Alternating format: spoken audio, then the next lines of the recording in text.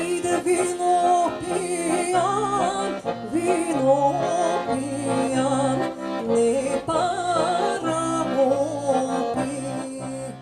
Вероника Варга и Бенеде Крети ги истражуваат различните сурово емотивни пејзажи на балканската музика.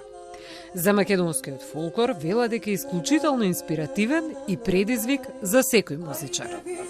Гласовите на Александар Сариевски, Кирил Манчевски, Васка Илиева се богатство кое секоја генерација треба да го истражува и да го пренесува на следните генерации.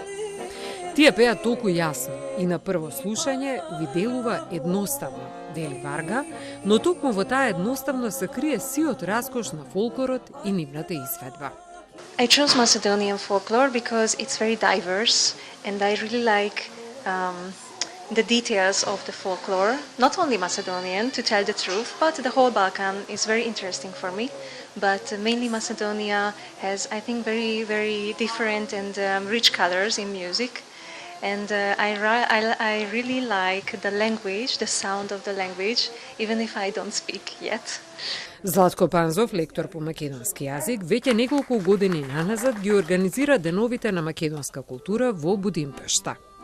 Вели дека задоволство е да се биде дел од тој меѓукултурен диалог меѓу две земји. Со тек на време искуството покажа дека најдобар начин за промоција на нашата култура кога имате унгарци кои се занимаваат со културата и кои ја промовираат.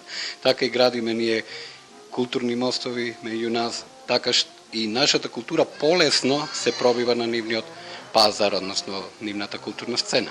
Така се реализираа моите идеи за тоа да ангажирам уметници, да најдам уметници кои некако се инспирирани или се занимаваат со македонска култура.